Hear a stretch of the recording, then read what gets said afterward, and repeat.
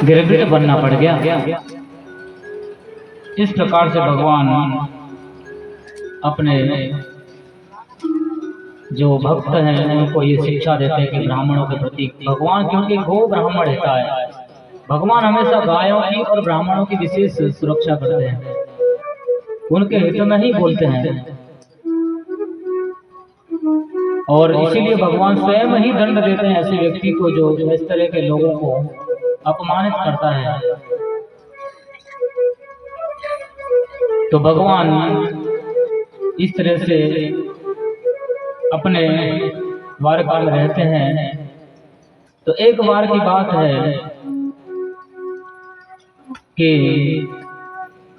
सरस्वती की नदी के तट पर बहुत सारे ऋषि एकत्रित हुए। सभी ऋषियों ने ये सोचा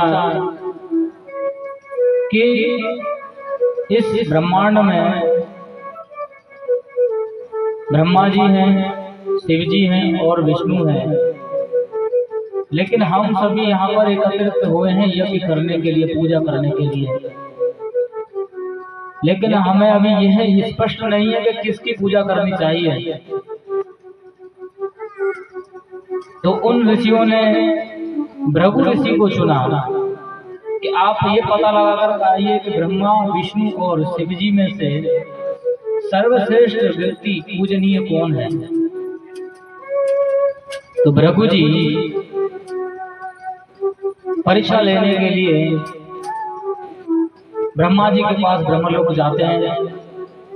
भृगु जी जो है ब्रह्मा जी के पुत्र है, और जब ब्रह्मलोक पहुंचते हैं तो ब्रह्मा जी सोचते हैं कि मेरा पुत्र बहुत दिन के बाद आया है, तो मुझसे मिलेगा, कुछ मुझे प्रणाम करेगा, नमस्कार करेगा। लेकिन वहां पर भृगु जी ने बिल्कुल कोई भी आदर सम्मान या उनकी तरफ देखा भी नहीं। ब्रह्मा जी बोले मेरा पुत्र इतना अहंकारी हो गया, अपने पिता के को सम्मान देना ही भूल गया। तो एकदम उनके मन में क्रोध आया। तो फिर उन्होंने बोला नहीं, क्रोध करना ठीक नहीं। फिर उन्होंने रोक दिया क्रोध। भृगु जी ने देखा अपने पिताजी के चेहरे को, तो पिताजी तो गुस्सा हो गए, मैंने प्रणाम नहीं किया तो बस समझ गए ये तो पूजनीय नहीं है। जब इतनी छोटी छोटी बात पर गुस्सा हो जाता है व्यक्ति, तो कैसे पूजनीय हो। तो इस तरह से भृगु जी ने ब्रह्मा जी की परीक्षा ले ली। फिर इसके बाद कैलाश पर्वत पर शिव जी के पास जाते हैं। शिव जी जो है भृगु जी के भाई हैं, और जब शिव जी कैलाश पर्वत पर निवास कर रहे थे उसी समय भृगु जी पहुंच जाते हैं। और भृगु जी वहां पर शिव जी को देखकर उनके जब सामने आते हैं तो शिव जी देखते ही एकदम भृगु जी से गले मिलना चाहते हैं, अपने हाथ दोनों आगे करते हुए कहते भाई बहुत दिन के बाद आए हो, आज मेरे से गले मिलो, कैसे हो। भृगु जी ने कहा है दूर भागो मेरे से, छूना मत मुझे, आप तो अशुद्ध रहते हो, आप मरे हुए व्यक्ति का भस्म लगा के रहते हो, मुझे छूना मत, दूर मेरे से।